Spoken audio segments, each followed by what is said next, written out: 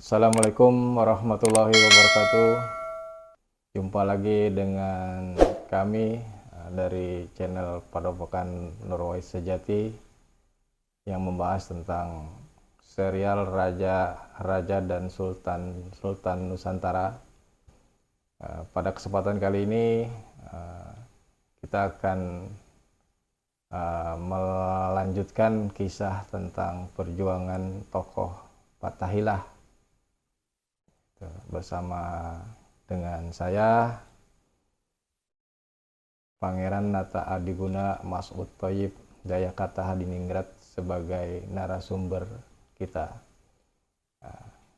Baik, kita simak. Romo, yang kemarin adalah setelah Sunda Kelapa ditaklukkan, maka pada kesempatan kali ini kita akan ada sebuah pertanyaan, kemanakah Fathahillah setelah Sunda Kelapa ditaklukkan gitu. Sekaligus juga kita minta diulas sejarah mengenai siapakah setelah Sunda Kelapa ditaklukkan, siapakah yang memimpin dan apa tingkat kepemimpinannya gitu, di bawah dari kesultanan mana gitu. Nah, kita mohon penjelasan sejarahnya. Kita coba lagi. Dan sejarah adalah satu kaca penggala di mana setiap manusia itu harus berkaca pada masa lalu untuk melihat mana yang baik dan mana yang tidak baik. Tentu yang baik kita buat contoh untuk berjalan ke depan agar kita bisa menjadi bangsa yang besar. Kemarin yang menarik adalah bahwa di Jakarta itu dulu tidak ada istilah raja. Karena penguasa-penguasa besar itu awalnya berpusat ada di Majapahit. Nah, Majapahit itu adalah kelanjutan dari sejarah Singosari, dan di Majapahit ini melaksanakan pemerintahan secara teratur, dan puncaknya adalah di zaman Gajah Mada dan Hayam Wuruk. Nah, kemudian awal abad ke-16, akhir abad ke-15, Majapahit dinyatakan runtuh oleh para ahli sejarah. Kemudian pemerintahan di Jawa ini pindah ke Demak, Bintoro. Nah, di mana yang menjadi raja adalah Raden Patah, dan ini sesungguhnya masih putra dari Brawijaya. Kalau orang Jawa mengatakan Brawijaya ke-5. Jadi sudah pas Islam ya, Romo? Iya, ini Islam sudah mulai masuk, dan pada saat itu putra daripada Brawijaya V, Raden Patah ini bersama adiknya Raden Husein dititipkan di Palembang. Makanya kemudian Adipati Palembang itu lalu menganggap dan diserahkan pada saat itu, sehingga pernah Raden Patah dan Raden Husein itu berada di Palembang. Nah, setelah kemudian dewasa kembali dan bertahta di Demak dengan patihnya yang terkenal namanya Patih Wonosalam gitu loh. Nah, proses Raden Patah ini menjadi raja, disitulah munculnya kerajaan Islam di Jawa yang sangat besar dan punya pengaruh yang sangat luas. Bahkan bersahabat dengan Pasai, kemudian di Jawa sendiri di sepanjang Pantura dulu sudah ada kerajaan juga yang sangat Islami, yaitu yang dikenal dengan Sunan Gunung Jati yang punya wilayah kemudian di Jawa Barat. Nah, Sunan Gunung Jati ini sangat menginduk kepada Demak, sehingga Demak dan Sunan Gunung Jati yang ada di Cirebon itu menjadi mitra yang sangat baik di dalam perjuangan mengembangkan agama Islam. Pada saat itu di Jawa Barat masih dikuasai oleh Raja Pajajaran yang beragama Hindu. Nah, kemudian Sultan Demak ini memberikan perintah kepada seorang anak muda yang kemarin sudah kita sebutkan dari Pasai yang namanya Fathahillah. Karena kecerdasan anak muda ini di samping dia pandai berdakwah, agamanya juga cukup matang, beliau ini ahli perang, ahli strategi, ahli bela diri. lalu ditugaskan bersama dengan Sunan Gunung Jati untuk mengislamkan Jawa Barat atau yang sekarang disebut wilayah Sunda kalau istilah daratannya. Nah, berangkatlah Fathahillah ini, dan Fathahillah ini oleh Sultan Demak sangat disayang, oleh sebab itu dinikahkan dengan putrinya, ya, Pembayun ini, yang dulu sebetulnya ini adalah istri dari Adipati Unus. Kemudian karena Adipati Unus wafat, maka atas niat baik daripada Raden Patah dinikahkanlah dengan Fathahillah. Fathahillah terus berjuang dan terus ke arah Jawa Barat bersama dengan Sunan Gunung Jati. Tugas-tugas yang diberikan oleh Sultan Demak berhasil dengan baik, terbukti dengan pertama-tama bisa mengalahkan Banten yang pada saat itu masih dikuasai oleh Raja Pajajaran yang masih Hindu. Kemudian dimenangkan di dalam peperangan, tetapi kemudian penguasaan Banten tidak diserahkan kepada Fathahillah, tapi diserahkan oleh putranya Sunan Gunung Jati, yaitu Sultan Hasanuddin. Nah, ini memang begitulah, seorang yang berjuang belum tentu dia harus menjadi penguasa tertinggi, tetapi niatnya adalah berjuang demi agama dan demi kebesaran tanah air. Itulah Fathahillah. Dari sini kita sudah bisa mencatat bahwa Fathahillah itu seorang yang hebat, seorang patriot, seorang pejuang yang tidak mengharapkan apa-apa kecuali mengharapkan kejayaan daripada negara, bangsa dan negaranya. Nah, tentu akan menjadi pertanyaan, abadnya itu adalah awal abad ke-16 ini. Jadi sudah setelah Demak juga menjadi surut, kemudian kerajaan Demak itu pindah ke Pajang. Nah, kemudian Fathahillah yang masih berjuang ini, karena dia sudah berhasil mengalahkan Portugis yang datang ke Jakarta untuk menguasai Pulau Jawa, maka kemudian beliau oleh Sunan Gunung Jati itu ditempatkan menjadi penguasa, tapi belum disebut raja di Jakarta ini. Sementara kita tahu bahwa Fathahillah itu menikah dengan putri Pembayun dari Demak. Itu di dalam catatan yang saya baca di kitab Al-Fatawi ini adalah punya anak laki-laki. Nah, anak laki-laki itu yang kemudian disebutnya Wijayakrama. Inilah yang kemudian lalu dengan perjuangan yang hebat membangun satu dinasti di Jakarta ini.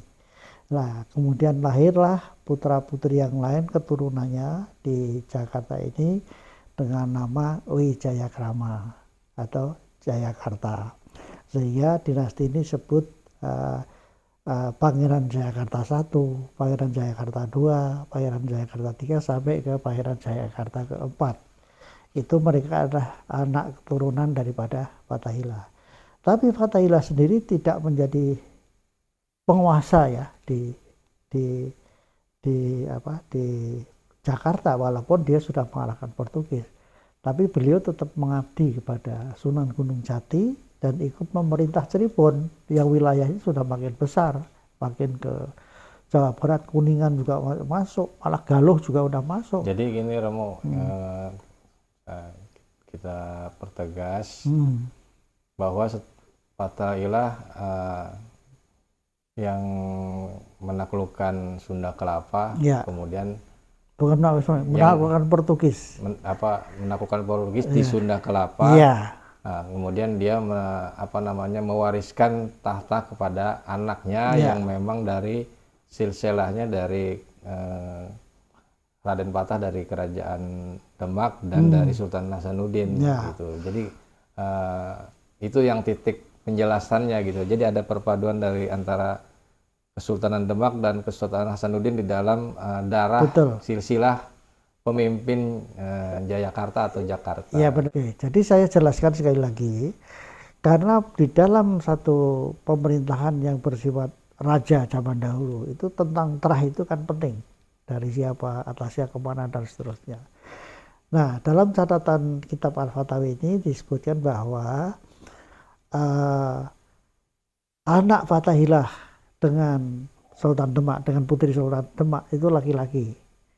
Kemudian menikah dengan putrinya anak Sultan Hasanuddin yang kebetulan adalah wanita. Sehingga dinasti yang ada di Jakarta itu kemudian menyatu antara Banten dengan Demak. Jakarta itu sendiri. Nah, itulah yang kemudian menjadi penguasa-penguasa di Jakarta ini, dan itu cukup lama karena awalnya kalau dimulai dari Demak tadi 15 awal 16 gitu ya. 1602 itu mulailah VOC itu datang, atau Belanda itu datang ke tanah Jakarta. Jadi kembali ke manakah Fathahilah itu setelah anaknya memimpin, apakah Fathahilah masih hidup atau memang sudah meninggal atau gimana gitu, Romo? Oke. Jadi ini saya perlu jelaskan ya, setelah semua diserahkan pada anaknya, putra-putranya lah ya, yang menjadi dinasti Jakarta ini, Fathahilah tetap mengabdi pada Sunan Gunung Jati. Sunan Gunung Jati juga masih pemerintah. Tetapi pada saat Sunan Gunung Jati wafat, beliau menggantikan, tidak lama lah, sekitar 2 tahun. Tapi pernah menjadi Raja Cirebon loh. Jadi Raja Cirebon yang pertama sebetulnya kalau kita teliti dari kitab-kitab tua ini, baik setelah Sunan Gunung Jati wafat, beliau sempat memangku kepakuman itu ya. Pemangku. Sehingga baru keturunan Sunan Gunung Jati berikutnya yang menjadi Raja dari Pangeran Cakrabuana. Ya, gitu. Nah, ini menurut saya sangat menarik dan kita harus hormat pada Fathahilah ini. Seorang pendekar sejati yang tidak berpikir apa-apa kecuali hanya berjuang. Dan dia yang menorehkan kata Jayakarta. Inna fatahna laka mubinan, ya gitu. Kemenangan yang sempurna itu adalah hasil karya daripada Fathahilah yang sangat luar biasa ini. Sehingga perlu kita kenang, dan Jakarta ini berhutang budi. Jadi kan begini Romo, ya, kepada generasi-generasi yang sekarang itu kan ada juga yang ingin menelusuri jejak makamnya tokoh-tokoh Jakarta gitu ya. Kan. Ada yang di daerah Jatinegara, ya, ada yang di daerah Jakarta Barat, ya, sini kan. Nah sekarang Fathahilah itu kepastiannya di mana itu Romo gitu ya. Baik, jadi karena kan tadi saya sudah sebut di depan bahwa beliau kan tetap mengabdi di Cirebon, membantu Sunan Gunung Jati lah. Saya pikir beliau itu mungkin ya sudah setingkat, kalau itu kerajaan mungkin setingkat menteri lah, karena memang membantu dekat sekali.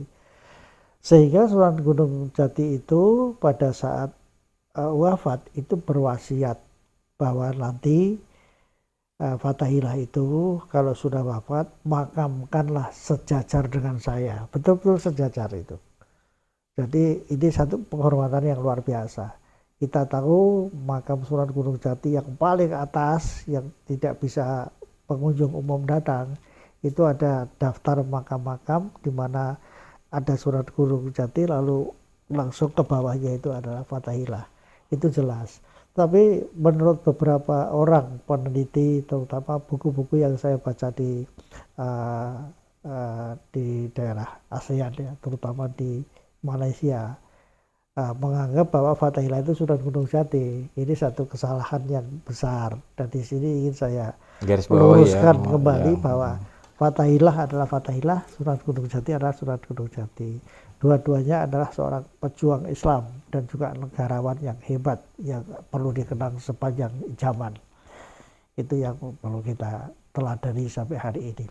Baik, sahabat Padepokan Norway Sejati Channel, demikian penjelasan sejarah mengenai sosok pemimpin dan tokoh yang menjadi sejarah, yaitu Fathahilah, gitu kan, yang berjuang bersama dengan Syekh Syarif Hidayatullah atau yang kita kenal Sunan Gunung Jati, menaklukkan Banten dari Pajajaran dan penjajah Portugis, melawan penjajah Portugis di Jakarta pun sebelumnya bernama Sunda Kelapa juga menaklukkan Portugis. Kemudian dilanjutkan dengan keturunan-keturunannya, dan dijelaskan pula di sini bahwa memang sosok itu benar-benar ada dengan makamnya yang ada sampai hari ini ada di makamnya. Gunung Jati bersama dengan tepatnya di Gunung Sembung bersama Sunan Gunung Jati sejajar. Itu salah satu bentuk penghormatan kepada tokoh ini yang memang perjuangannya memang dari awal bergandengan. Telah disebutkan di atas bahwa sesudah berada di Demak, Fathahilah dinikahkan kepada adik Sultan Trenggono, putri Raden Patah, bernama Nyai Ratu Pembayun. Putri ini seorang janda karena ditinggalkan wafat oleh suaminya, yaitu Pangeran Jayakelana. Pangeran Jayakelana putra Susunan Jati. Selain itu, Fathahilah menikah pula dengan Nyai Ratu Ayu, putri Susunan Jati. Putri ini pun seorang janda. Suaminya, Pangeran Sabranglor, gugur pada tahun 1521 tatkala memimpin armada Demak ke Malaka. Pangeran Sabranglor itu ialah Adipati Unus, Sultan Demak kedua. Dari istri inilah Fathahilah mempunyai 2 orang putra, yaitu seorang wanita bernama Ratu Warnawati Raras dan yang kedua pria bernama Pangeran Sedang Garuda. Ratu Warnawati Raras dinikahkan dengan Pangeran Swarga atau Pangeran Adipati Cirebon. Pangeran Swarga putra Pangeran Pasarian, cucu Susunan Gunung Jati. Dari perkawinan Ratu Warnawati Raras dengan Pangeran Swarga lahir 4 orang putra, yaitu Ratu Ayu Sakloh, Pangeran Emas, Pangeran Manis, dan Pangeran Wirasuta. Pangeran Emas bergelar Panembahan Ratu. Panembahan Ratu menggantikan kedudukan Sunan Gunung Jati karena beliau adalah cicitnya, dan Fathahilah itu kakeknya, jadi menggantikan kedua-duanya. Menjadi penguasa di Cirebon tahun 1570 sampai 1649. Selanjutnya Panembahan Ratu menurunkan sultan-sultan yang memerintah di Cirebon. Jadi dapat dikatakan sultan-sultan Cirebon itu adalah keturunan Sunan Jati dan juga keturunan Fathahilah. Ini yang penting. Ya, demikian, apakah ada tambahan lagi dari Romo mengenai sosok dengan Fathahilah ini? Ada sedikit. Jadi setelah dekade Fathahilah ini, kemudian kita tahu bahwa pada tahun 1602 Belanda dengan VOC-nya itu masuk ke kota Jakarta ini, dan dari sini VOC ini merambah sampai ke Pulau Jawa.